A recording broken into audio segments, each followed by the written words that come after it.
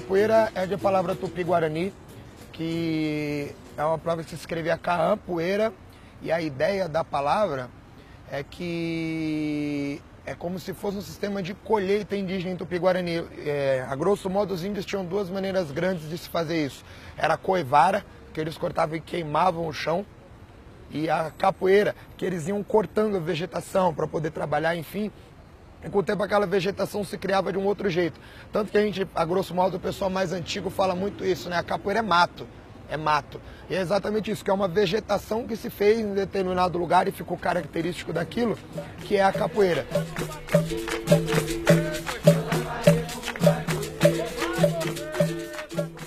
Não a capoeira da maneira como a gente conhece a capoeira, né? Era uma capoeira que acontecia na capoeira, mas era uma coisa bem de defesa mesmo, né? De sobrevivência, mais do que defesa. E de lá eles fugiam para os quilombos, fugiam para outros lugares.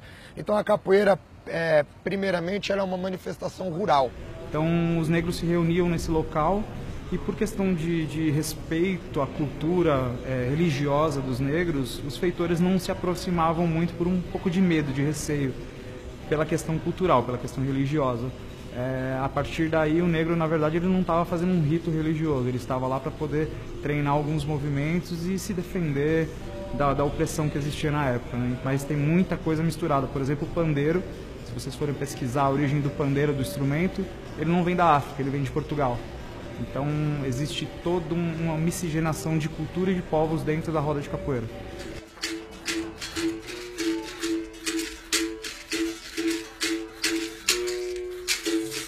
A capoeira ela tem diversas fases. Você tem desde a marginalidade, né, que ela é vista, não da marginalidade dela em si, mas ela é vista como uma cultura marginal, porque ela era feita por ex-escravos, né, ou até no período de transição, do final da escravidão, e até uma forma de sobreviver mesmo desses capoeiras, era uma forma hostil, né, e eles sem direitos, sem proteção em absoluto, né.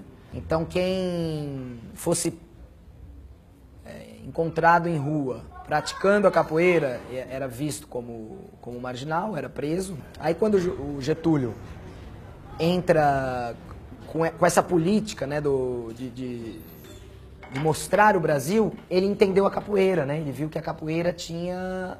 Era uma manifestação afro-brasileira. Na época, eles usavam muita coisa brasileira, né? Era até uma forma meio que de negar a questão da africanidade. Então usava-se muito a capoeira brasileira, né? Hoje a gente já, né, com o tempo a gente percebe que não é assim, ela é afro-brasileira sim. Em 32, teve um mestre de capoeira muito importante chamado Mestre Bimba, que ele conseguiu abrir a primeira academia de capoeira no Brasil. E, se eu não me engano, foi a terceira academia de lutas no Brasil.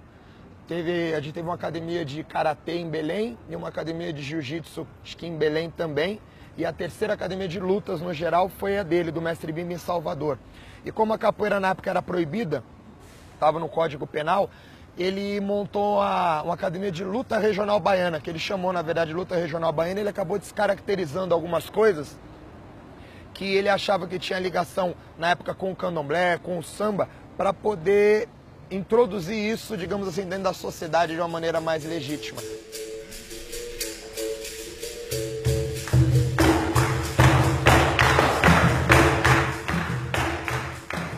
E aí em diante, em 1939, ele se apresentou a capoeira para Getúlio Vargas, o presidente, e dali em diante Getúlio Vargas colocou como obrigatoriedade na educação física, né?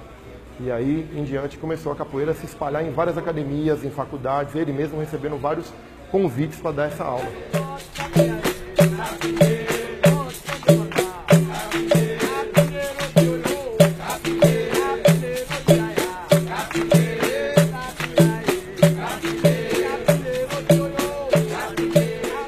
Segundo Nené, o filho do Mestre Bimba, o pai dele criou, na verdade, um método de ensino. Então ele foi lá, ele tinha vários alunos, né, que eram universitários, e esse corpo formou, né, regras. Aí tinha lá as sequências do Mestre Bimba, ele tinha algumas regras de conduta, né? E aí isso foi um grande movimento, ele desafiou alguns lutadores de outras lutas e ganhou, né, na ocasião, e isso começou a dar uma projeção para a capoeira.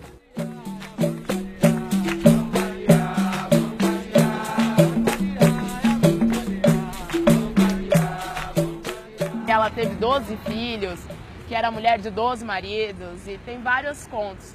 Mas a mulher na capoeira nunca teve assim a liderança, a mulher que manda. Uma história muito antiga de uma mulher que possivelmente foi a esposa de Besouro, uma amante, e ela tinha o apelido de Maria 12 Homens. E dizem que era Maria 12 Homens porque ela derrubou 12 homens na ladeira de uma vez só. E foi uma história impressionante, tem até algumas cantigas que falam sobre. Outros dizem que ela teve 12 filhos, que era mulher de 12 maridos, e tem vários contos. Mas a mulher na capoeira nunca teve assim a liderança, a mulher que manda. A mulher vem adquirindo espaço na capoeira, assim como na vida, aos poucos. Mas eu acredito que a grande dificuldade da mulher na capoeira é ela aceitar ser secundária, ser uma participante, uma coadjuvante. Ela não se impõe para ter um papel primordial de estar à frente, de estar liderando, né? Muitas mulheres aceitam isso, não se importam de ser secundárias, de só ir lá fazer um jogo, né, de tocar um pandeiro. É muito difícil você ir numa roda e encontrar uma mulher que segura um berimbau, que segura um gunga, né? Principal berimbau da roda, que é de quem tá mandando. Porque a mulher, ela não se importa de ir lá e ficar treinando horas de toque de berimbau para ficar bom e ter essa posição na roda, né? Então, as mulheres que se impõem realmente, elas têm um espaço. Ai, ai, Catarina, lá do mar vem a pedalina. Ai, Catarina, Catarina do mar vem a pedalina. Ai, Catarina, do mar vem a pedalina. Ai, Catarina, do mar vem a pedalina. Bora, Catarina, do mar vem a pedalina. Bora, Catarina, do mar vem a pedalina.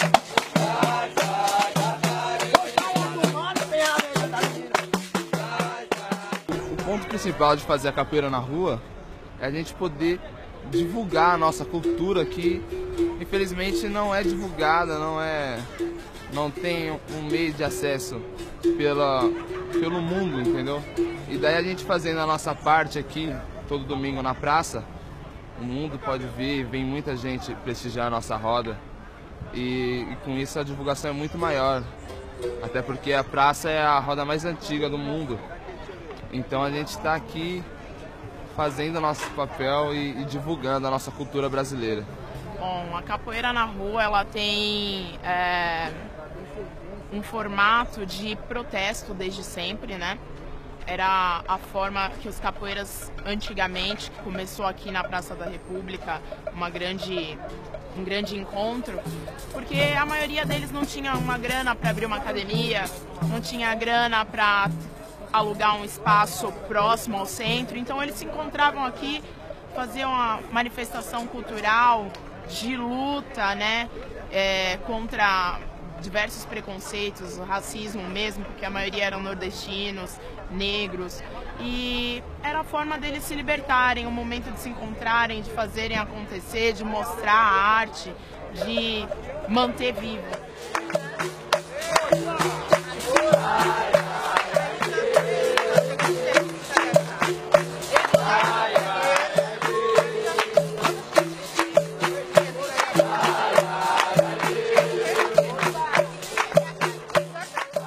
Na rua é uma divulgação da nossa cultura para o público, para o turista, para as pessoas de fora. E eu acho ela importante também porque ela fica mais vista. Através daí, a gente aqui na praça mesmo tem pessoas de várias regiões e as pessoas passam aqui, vê a roda e procuram os profissionais da capoeira até mesmo para treinar, para botar os seus filhos. Então eu acho que a roda de rua ela tem que prevalecer, ela tem que resistir. As pessoas acham que tem muita briga e não é isso. A gente tenta mostrar que é uma forma...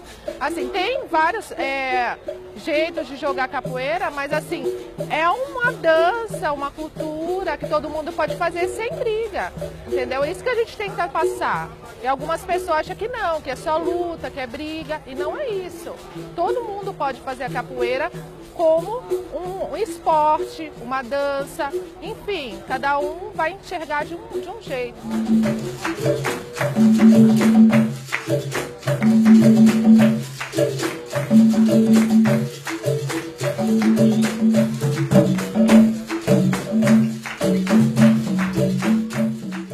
Um desacreditava na capoeira, outro já desacreditava. Aceitava a capoeira, já não aceitava. Isso que é o problema. Porque também entrava muito, tinha um elemento que não era capoeira, nosso